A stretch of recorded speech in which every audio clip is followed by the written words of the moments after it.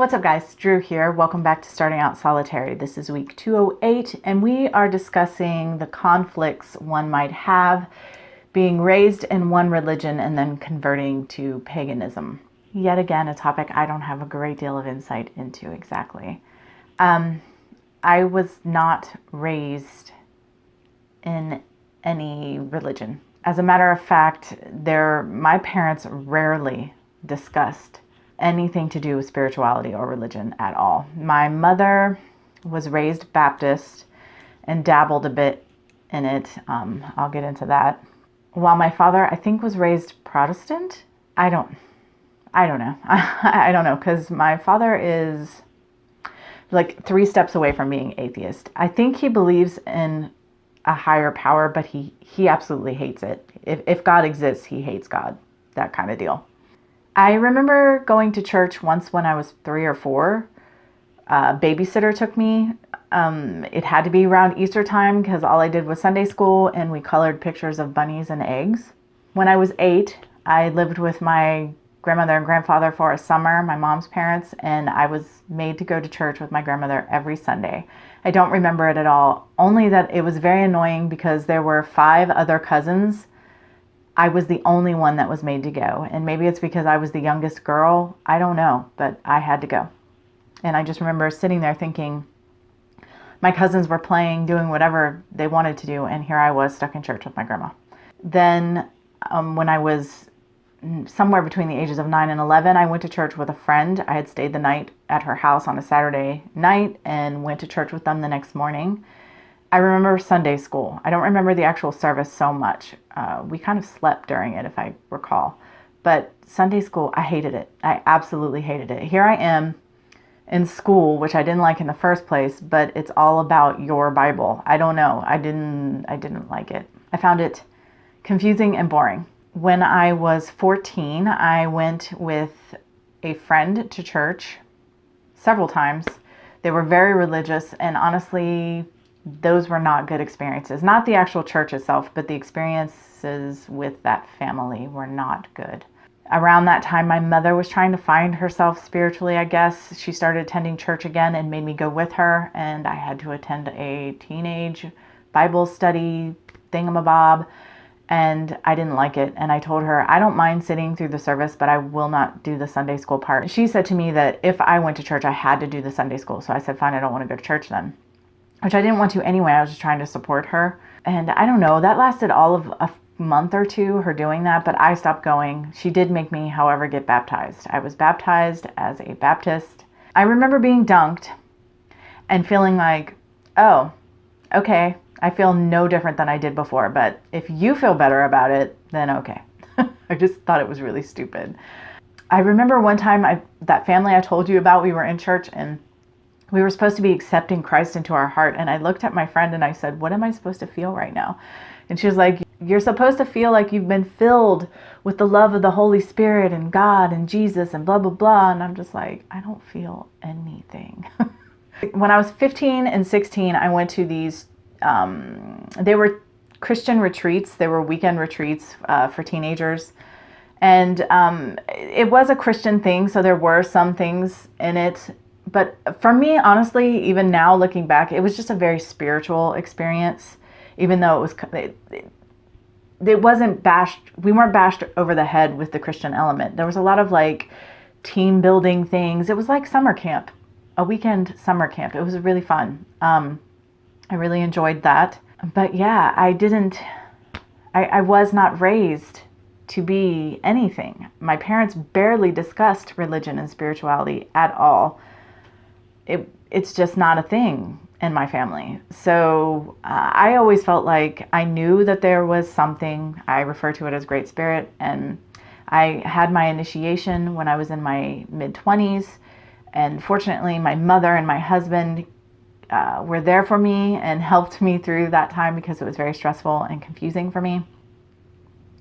But my mother always believed in me 100% and stood by me. And she actually got very into what I was into. And the year leading up to her death, she began to see the things that I saw as well. And I'm sure that's because she was getting, the veil was thinning.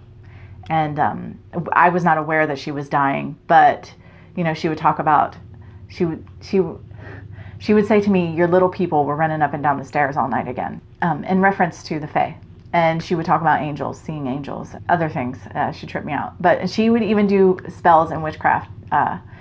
She needed to pay a bill and she didn't have the funds. You know, we'd come up with a quick, simple little money draw spell for her and she would do it. It was cute. So for me, I've always been free to explore on my own and always been fully accepted and loved in my immediate family, whether that be my parents or my children, as I am. My dad thinks everyone is a snake oil salesman, but whatever, believe what you want to believe. As long as he doesn't really care. And honestly, I don't care if other people care. This is my path. So I don't have that experience of being one thing and then becoming another. I think I've always been what I am. I just wasn't conscious of it. I'm sorry, there's a helicopter going overhead. I live near 2 military bases, so I've always been what I am, like I was saying, but I never had anybody really trying to force anything on me, not consistently. I was not, what I refer to as brainwashed. I don't mean that, I just mean for me, if you tell someone from the moment they're born that something is true and this is the only truth and this is what to believe, and pound that into them every day, all day for their whole life, to me, that's brainwashing. I don't know. I know that most people do it with good intention, and I'm not trying to be judgmental or to look down on people, but I don't like it. I did not do that with my children. I exposed them to my beliefs, but I made sure that they understood there were lots of other things that they could believe if they choose to believe in anything at all. That's just my own personal, again, this isn't a judgment against anyone else. This is just where I'm coming from. The closest experience that I've really had with this would be my dearest soul sister, the one who gave me the name She Who Walks Between the Worlds, which is why I named my channel that.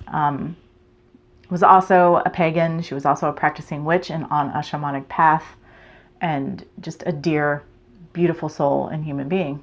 But she was raised Catholic, and she would tell me stories about being in, grade school and sitting in her desk and the nuns saying to them, you need to scooch over and make room for your guardian angel in your seat. She had terrible, terrible guilt. Terrible guilt. She called it her Catholic guilt. Her path, she was very goddess centered. And while she had a relationship with the God as well, she was very heavily into her connection and relationship with goddess. But she did carry a lot of guilt. And we had many conversations about it. And she sort of came at it from the same way as me, that she was programmed. She was programmed from birth to believe this thing. So when she stepped outside of that, there was fear and there was guilt and there was all these things that she had to deal with.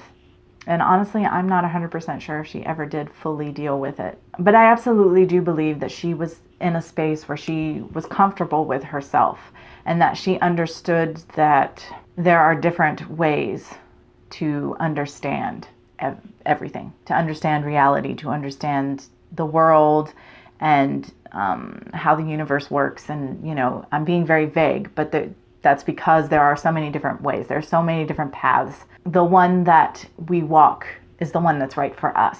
So even though I haven't experienced it firsthand for myself, I would hope that if I did, that I could look at it that way, that I could understand that the fear or the guilt or anything I had from converting or having a different sort of awakening, whatever you want to say, an awakening to a different path, that I would be able to understand that that was from programming that was put upon me, and that whatever path I walk is the path that I'm meant to walk, is the path that I need to walk for a multitude of reasons, and that I would hopefully be able to accept that and to love myself and to love those that programmed me and love those that are programmed and to love those who find a path of their own that's different than mine, and to just sort of accept it and walk my path in confidence. I don't know. I guess that's my underlying message. Being an outsider and not having that experience, I cannot understand what it must feel like to have those fears or that guilt.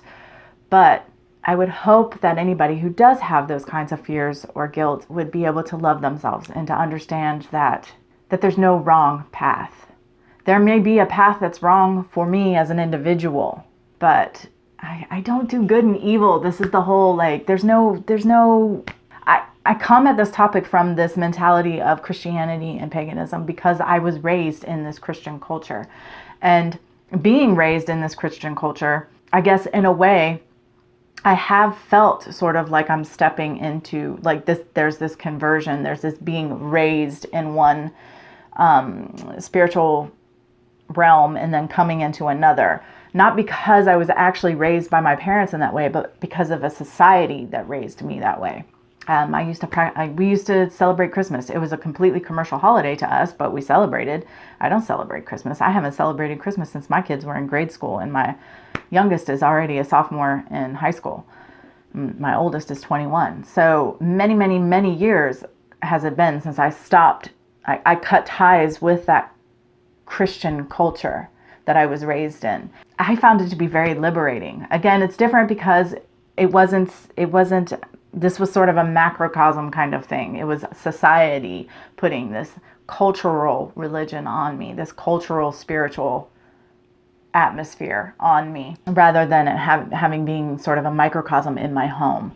But I think I can relate just a little bit because of that. Being raised in a society that it's just assumed that you're Christian. They just assume, where I live anyway, that you're Christian. I think that finding our own path, finding our own connection to Great Spirit, Goddess, whatever deity or non-deity, I think that's very liberating. It's very empowering. I don't need some outside thing. Nobody does. I mean, I don't believe that just because someone is Christian and they go to church, they need that. But that's the thing. That's it. We don't need that. I can find my own way.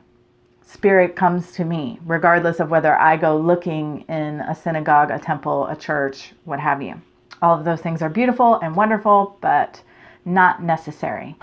I don't know. Again, I'm a complete outsider on this topic. So it just seems to me that the people that I do know, they had fear and guilt associated with this sort of transition. And I just wish that wasn't the case. If nothing else, let's love and accept ourselves, even if others can't. I don't even know how to end this video, so I'm just going to stop talking because I'll just keep going. Thanks for listening to me ramble about this. I really appreciate it. And as always, until next time, much love and gratitude.